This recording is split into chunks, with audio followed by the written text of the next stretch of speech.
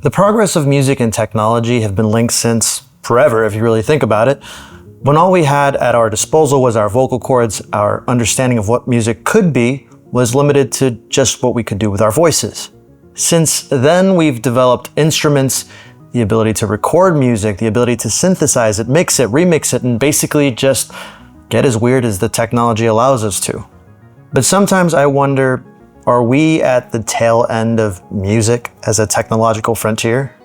It's easy to feel that way. But then again, I'm sure every generation feels like they've hit the ceiling of what's possible with music technology. By looking into the past, I came to realize that in order to truly get a glimpse of the future, you need to be willing to make some bold predictions. Predictions that may sound ridiculous at the time. Take Jim Morrison's prediction on the future of music in 1969. It might rely heavily on electronics, tapes. I can kind of envision maybe one person with a lot of machines, tapes, and electronic setups, singing or speaking and using machines. Morrison was able to predict electronic music decades before it became a reality. In a time where rock bands and live performances were all the rage, the idea of one person on stage mashing buttons to perform the parts of every musician themselves seemed like a step backward, probably even pretty dumb to people at the time. And now we have this.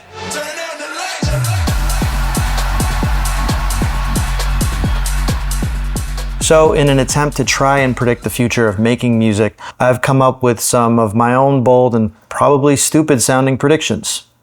So let's see what the future of music looks like. You are watching Sound Learn. I'm splitting up my predictions into 3 categories: near future, foreseeable future, and far future. Anyway, let's start with some of the more obvious predictions. The most obvious thing I see happening in the music production world is AI-generated samples. You've already got things like Suno and Udio pretty far ahead of the generative music curve, and it's clear they're angling toward eventually competing with services like Splice. They're mainly focused on creating original songs. I'm using the word original very lightly here, but I think realistically, the real moneymaker for these companies will be to eventually allow producers to generate individual samples. Professional producers generally haven't been super receptive to the idea of using AI as it stands. It doesn't really leave much room for creativity. But if you were able to generate the perfect snare or cello sample, then generative AI becomes extremely useful for producers. I predict we'll see this kind of thing roll out within a year of this video being uploaded, if not sooner. Next, I predict what I'm calling the death of ugly. This prediction is a bit controversial, but it's another one I feel confident about, and that is the audio equivalent to face filters on Snapchat and TikTok. When Auto-Tune first came out, people were naturally very divided by the fact that it existed. Some people loved the sound of the effect. Other people felt it paved the way for bad singers to fake their way into the music industry. The same way it's become the norm to put on a softening filter on your face to cover up blemishes when you post on social media, I predict musicians will have the option to beautify their voice using AI filters.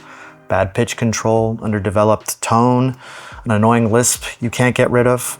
There will be a plugin that will fix that instantly. Similar to Auto-Tune, this won't work like magic. You'll need to tweak settings and you'll need to have some notion of what it is to be a singer for this to properly work. But with tools like Automate that already exist that allow you to sound like a completely different singer, we're in for an interesting ride. Just like with Auto-Tune, I don't think this necessarily means the end of talented voices rising to the top, but I do think there's going to be a huge wave of voices that sound a little too perfect.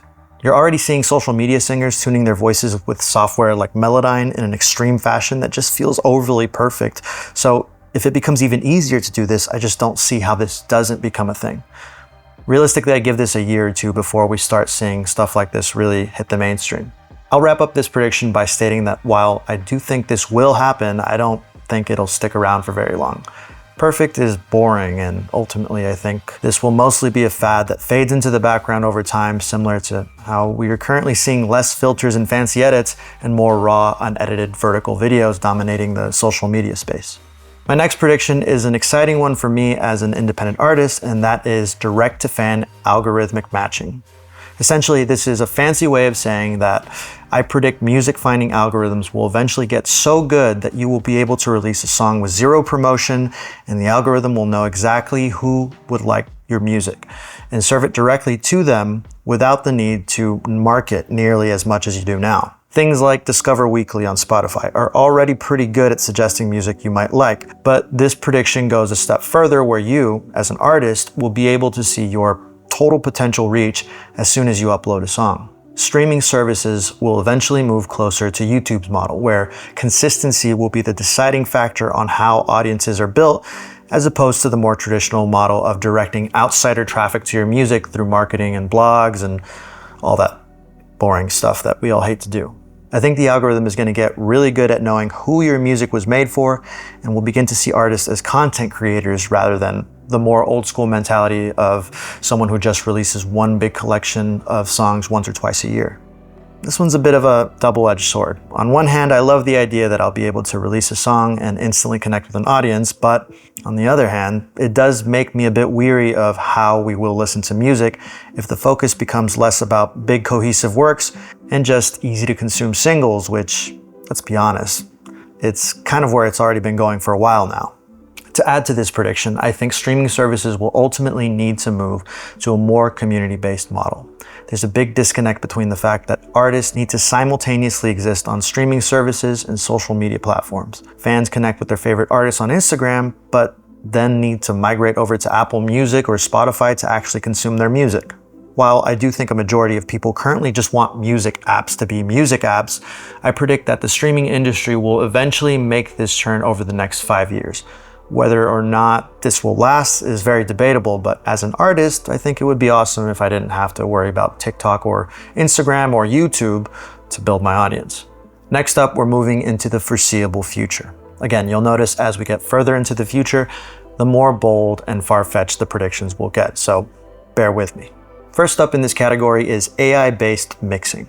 Back in the day, to be a mixing engineer, you needed to understand audio at its most fundamental level.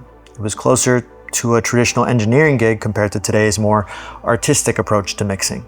The tools that have become available over the past couple of decades have made it so that just about anyone can basically mix their own song without truly needing to understand the more technical aspects of audio engineering. I predict the next natural evolution of this is going to be AI prompt-based mixing.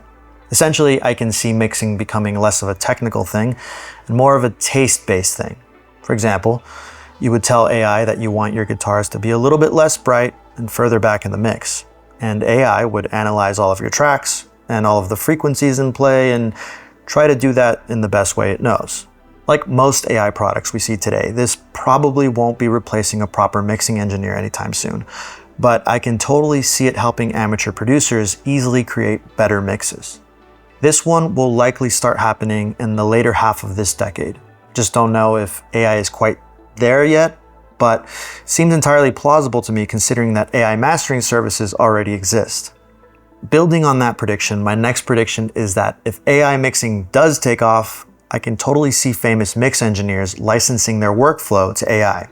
That is to say, if you want your mix notes to be interpreted from the perspective of an engineer that mixed one of your favorite albums, you could pay for a module that mixes in their particular style. Telling two different mix engineers to make it punchier will result in two different mixes every time because every engineer has their own process. I can totally see AI companies striking deals with famous engineers, essentially paying them to train their algorithms based on their specific styles of mixing. Meta is already doing a version of this with celebrity personas. Essentially, Zuckerberg wants to create AI personas of celebrities that you can direct message on Instagram and have full conversations with and truly feel like you're talking to them on a personal level. So I think having the ability to basically bottle up your personality, I think every creator who you interact with will ultimately want some kind of AI that can proxy them and be something that their fans can interact with. It's entirely plausible that this will eventually be applied to collaborating or getting advice from experienced engineers and producers without ever actually talking to them. In a way, whereas AI is normally seen as a threat to stealing jobs, this would potentially make audio engineers make more money than they traditionally make today, because they would be able to take on more clients than they physically can and open up their services to musicians who maybe wouldn't normally be able to afford them. I predict this is going to happen about a decade from now once the kinks of AI mixing are worked out. Last in this category is one that also already kind of has some legs, and that is augmented reality / virtual reality based DAWs. If you don't know, DAW stands for Digital Audio Workstation. Basically, any program you use to make music with. VR and AR to some extent have been around for decades, but it hasn't been until the last 5 years or so that the tech has really started to take off as a viable technology. With Apple entering the market this year with their Vision Pro, I'm predicting we'll see a massive explosion in the AR and VR sector over the next few years. While the Vision Pro was mostly seen as a flop to the general public, if you ever tried the demo in store, it's very hard to deny that there's a future there, in my opinion. I put this prediction in the foreseeable future category, not because the tech isn't already there to create something like this, but rather I just don't think AR and VR are quite ready for mass consumption. The tech needs to get to the point where it's as easy to use as a smartphone and comfortable enough to essentially be an afterthought while you're using it, and we're just not there yet at all. But I do still have a lot of confidence in the sector. If I'm right, we will eventually see DAWs moving into this space with the ability to create and mix music in an entirely new way. We currently make music in a flat, linear way, but that's just because of the natural limitation of a 2D screen. Music is inherently not 2D. With something like VR, it might be possible to physically mix things in a 3D soundstage. Want to make that guitar sound a bit further away? Grab the track and push it back into the room. Want to make the drums sound bigger? Grab them with 2 hands and expand the size. Want to make it sound like you recorded in a big cathedral? Change the room you're mixing in so that you're literally inside the cathedral. You can quickly see how many possibilities would open up if the tech was properly developed. Gimmicky? Maybe, sure, but stereo felt like a gimmick when it was first introduced.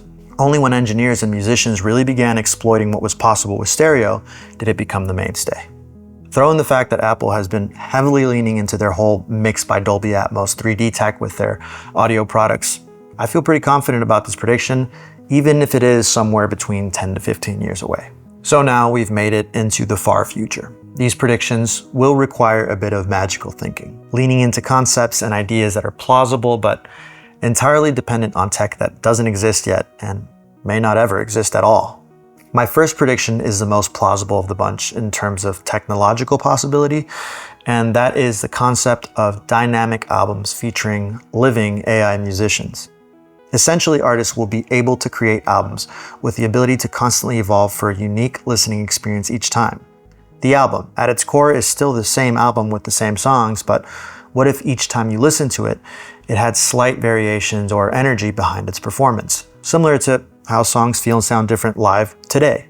In the 2013 movie Her, we see a future in which AI companions are very much alive, and we see the main character's artificial companion spontaneously write a song for Theodore, the main character in the movie. Instead of portraying this music as some perfect, highly produced recording, the song feels intimate and real. There's a sense of performance and emotion that is conveyed in the simplicity of the song.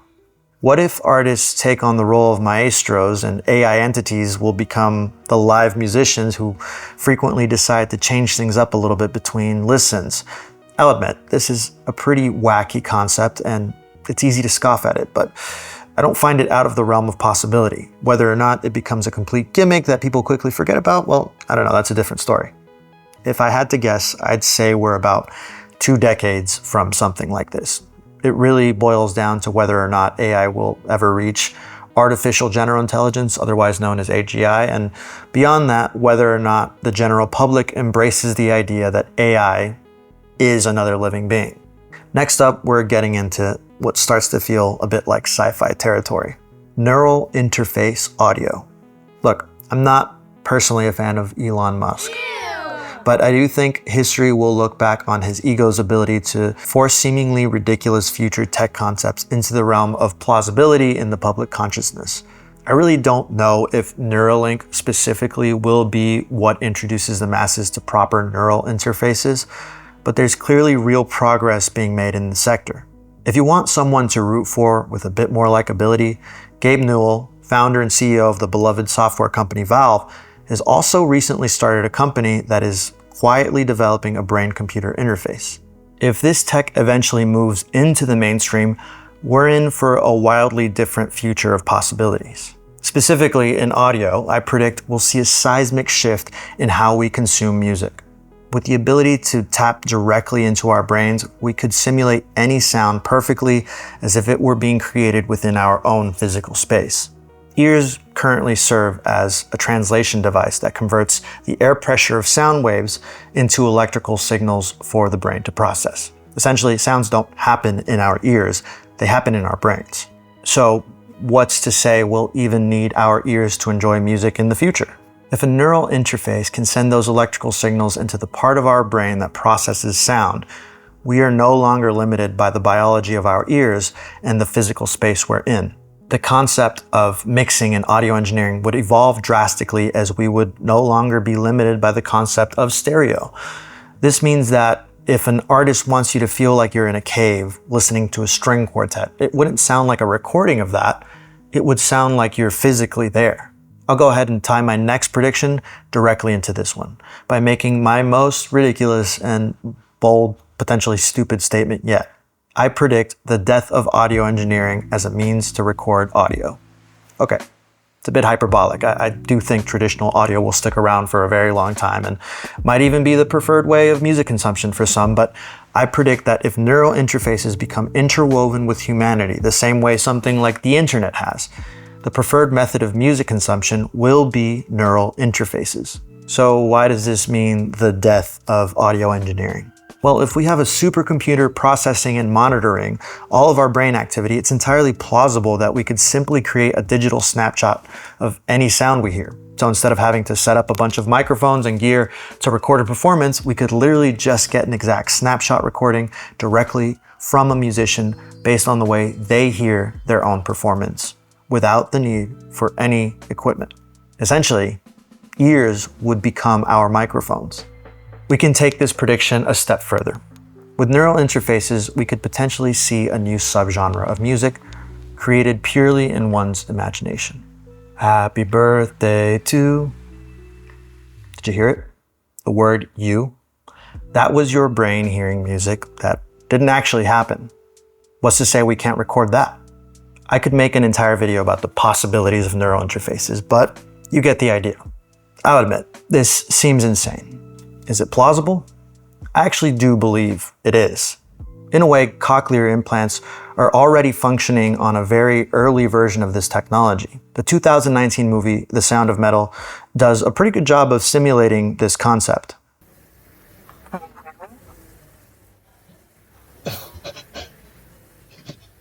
Say again? Sound like nerd. The biggest problem I see with this prediction, however, is what neural interfaces imply for the masses. Do we really want to directly give corporations access to our brains?